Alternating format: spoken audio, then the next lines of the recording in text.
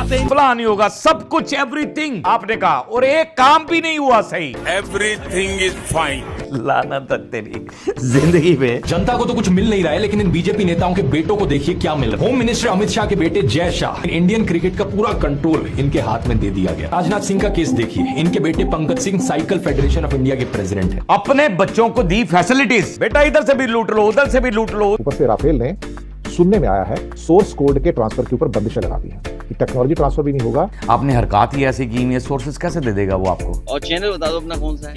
जी news पक्की BJP की। यानी उसने नंगा कर दिया जी टीवी को।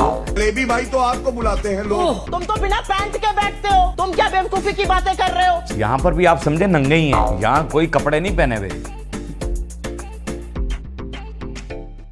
अस्सलाम वालेकुम नाजरीन, मैं हूं आपका अपना सरफराज विक्की अल मशहूर सुसरा। नाजरीन, आज का जो व्लॉग शुरू कर रहा हूं मैं, उसमें जो है ना वो मोदी का दर्द दिखाने लगा हूं। मोदी का दर्द जो है ना वो बड़ा बढ़ता जा रहा है, बड़ा ही बढ़ता जा रहा है। पता नहीं उन्होंने बड़ा कौन सा दर्द है उसको और कौन सा दर्द नहीं है।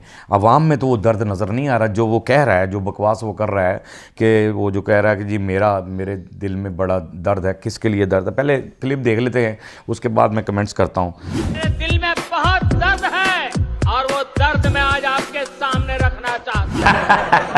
और वो दर्द आज आपके सामने रखना चाह रहा हूं मैं। लो जी, रख देते हैं आपके सामने। जो सामने कह रहे हैं ना कि मोदी जो कह रहा है कि सामने रखना चाह रहे हैं, तो रख देते हैं जी। जब इलेक्शन लड़ने से पहले जो जो वादे इन्होंने किए थे, दिखाएं जी। होगा साफ वही जात वोट। ये दर्द गंदगी खत्म कर देंगे हैं,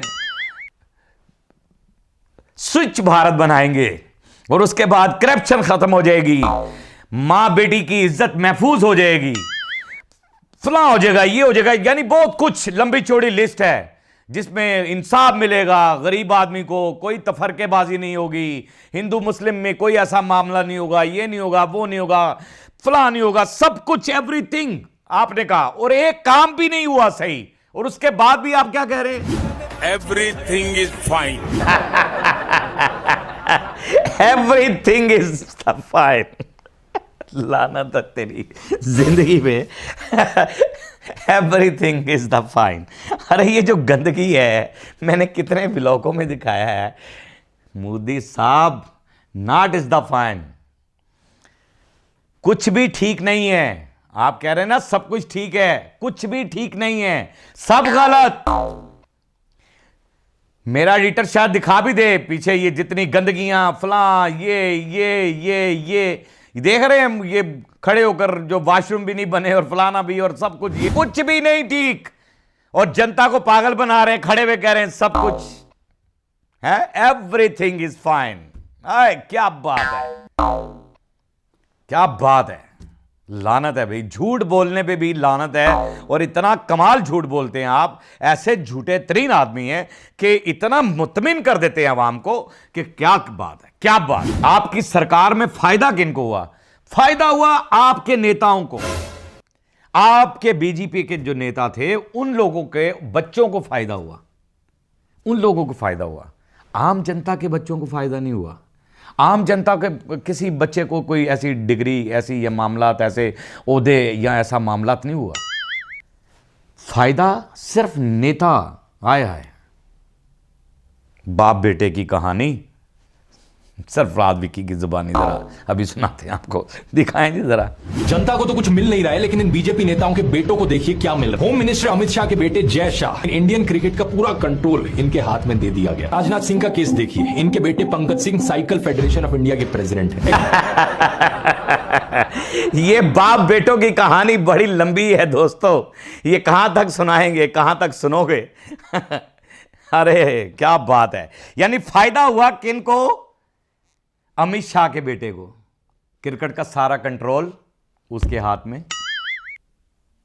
जयशंकर के बेटे को फायदा हुआ, राजनाथ के बेटे को फायदा हुआ।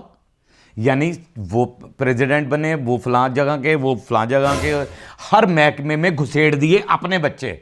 अपने बच्चों को दी फैसिलिटीज, एवरीथिंग कि लूटे जाओ, बेटा इधर से भी लूट लो, उधर से भी लूट लो, उधर से भी लूट लो। बाप तुम्हारे बैठे हुए हैं सुकून से, और तुम्हारे बाप हिलने नहीं देंगे। वो सांप बन के बैठे हैं, वो नाग बन के बैठे हुए हैं। जो आएगा तुम्हारी तरफ डस देंगे उसको।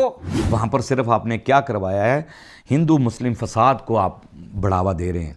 आप फसाद जो है ना वो करवा रहे हैं। ये जरूरी, ये काम बड़ा टका के कर रहे हैं आप हर जगह पे फसाद का जो है ना वो डंका बजा रहे हैं। और ये नहीं होना चाहिए, ये नहीं होना चाहिए। हम तो नहीं चाहते हैं कि ऐसा हो, हम नहीं चाहते हैं। हम चाहते हैं अमन हो। इंडिया पड़ोसी है, चाहे गंदा है अच्छा है कुछ भी है, मैं कहता होता हूं, लेकिन अमन चाहते हैं। अमन अमन होना चाहिए, वहाँ की जनता को भी फायदा होना चाहिए। अपने बेटों को ना फायदा दो। वो कह रहा है, ठीक कह रहा है कि बाप बेटे की कहानी बड़ी लंबी है, तो कहाँ तक सुनाएंगे। इस टाइम जो इंडियन फ़ज़ाइया है वो बड़े खौफ के अंदर है, वो बड़े खौफ में है। उन पे खौफ इतना तारी है कि उनकी रातों की नींदें हराम हो चुकी हैं।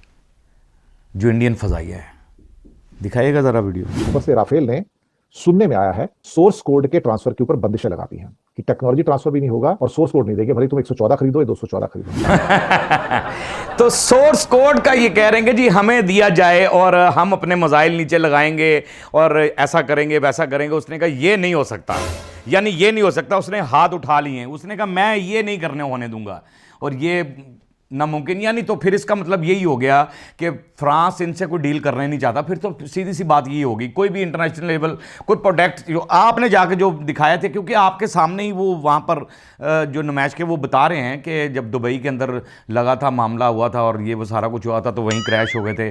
और वो बात भी आप छुपा रहे थे, बहुत सारी चीज़ें आप छुपा रहे थे, जो त्यारे क्रैश हो रहे थे, वो सारा कुछ बड़ा बड़ा बड़ा बड़ा कुछ छुपाया, जनता के सामने लाना ही नहीं चाहते थे आप। लेकिन फिर भी वो जब खबर आई तो फिर, और ये खबर जो है ये तो आग की तरह फैल गई है। ये तो पूरे हिंदुस्तान के अंदर फैल गई, पूरे वर्ल्ड में फैल गई कि वो कभी भी इस बात को नहीं मानेगा कि भी मैं ऐसा करूंगा कि आपके पास वो सोर्सेज नहीं आ सकते।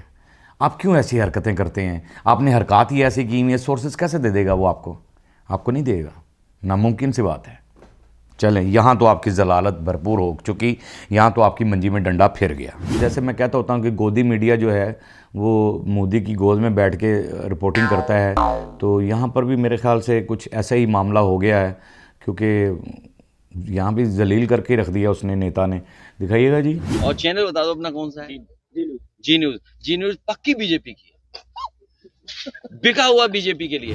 अखिलेश यादव हैं ये, और ये कह रहे हैं, इन्होंने भांडा फोड़ दिया है। इन्होंने कहा कि ये तो बिल्कुल बिका हुआ है, ये तो बीजेपी के सामने बिका हुआ है ये चैनल, ये तो सारी बात ही रिपोर्टिंग उसी की करता है।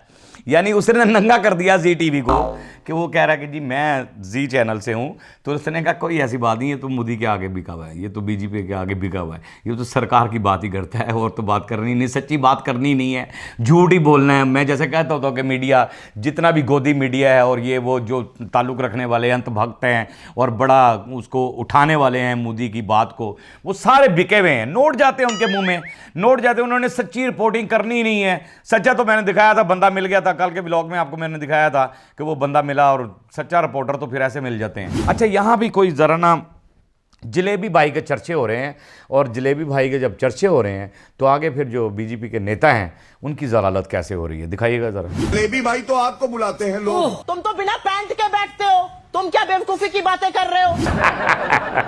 ये मैंने पीछे बिल्कुल ठीक कहा आपने। जलेबी भाई, बहरहाल जलेबी भाई आपको कहते हैं या नहीं कहते हैं वो तो एक अलग बात है, छोड़ दें, वो कह रहे हैं। लेकिन ये बात आपने हकीकत की तो आप तो नंगे आ जाते हैं मीडिया पे। मैंने दिखाया भी पिछले दिनों कि नंगे आप आ जाते हैं, नंगे। तो वो बैठी भी खातून भी आपको नंगा ही कर रही हैं, वो लीडर भी आपको नंगा ही कर रही हैं। यहां पर भी आप समझे नंगे ही हैं, यहाँ कोई कपड़े नहीं पहने हुए, आपको ये नंगा ही कर दिया उन्होंने। कि आपको तो इतनी होश नहीं थी कि मैंने शलवार पहननी है, मैंने दिखाया पीछे कि शलवार पहननी है, पजामा पहनना, बगैर पतलून के ही आप आ गए।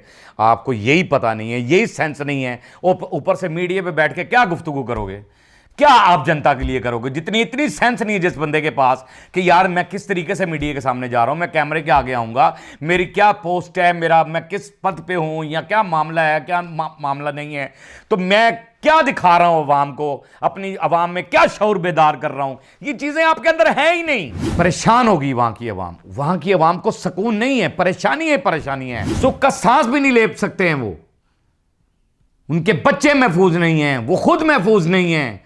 इंडिया को छोड़कर दुनिया जा रही है, कुछ भी महफूज नहीं है। लेकिन हम महफूज हैं, हम महफूज हैं क्योंकि हमारा मुल्क महफूज हाथों में है। सरहद पे खड़े नौजवान हमारी जिंदगी की हिफाजत करते हैं, हमारी सांसों की हिफाजत करते हैं, हमारी इज्जतों की हिफाजत करते हैं, अपनी जानों के नजराने पेश करते हैं। मेरा सलाम है उन्हें। पाक आर्मी जिंदाबाद थी, जिंदाबाद है और जिंदाबाद रहेगी। पाकिस्तान जिंदाबाद था, जिंदाबाद है और जिंदाबाद रहेगा। बाकी हंसते रहें, मुस्कुराते रहें, हंसी वाली ज़िंदगी गुजारें। कभी किसी की दिल आज़ारी मत कीजिएगा। इज़्ज़त दें, इज़्ज़त लें, मोहब्बत बांटें और मोहब्बत हासिल करें। और परवरदिगार पर यकीन रखें क्योंकि सब ताकतें मेरे रब के अंदर हैं और वही सब कुछ कर सकता है। बेशक वही सब कुछ कर सकता है। हमने आपके लिए व्हाट्सएप भी बनाया, टिकटॉक भी बनाया, फेसबुक भी बनाई। उसे फॉलो कीजिएगा। मस्के चैनल को सब्सक्राइब करते रहें, लाइक करते रहें, कमेंट्स करते रहें और घंटी दबाना मत भूलिएगा क्योंकि ससुरा आपके साथ है और जब तक जिंदा है तब तक आपके साथ है। अल्लाह हाफ़िज़।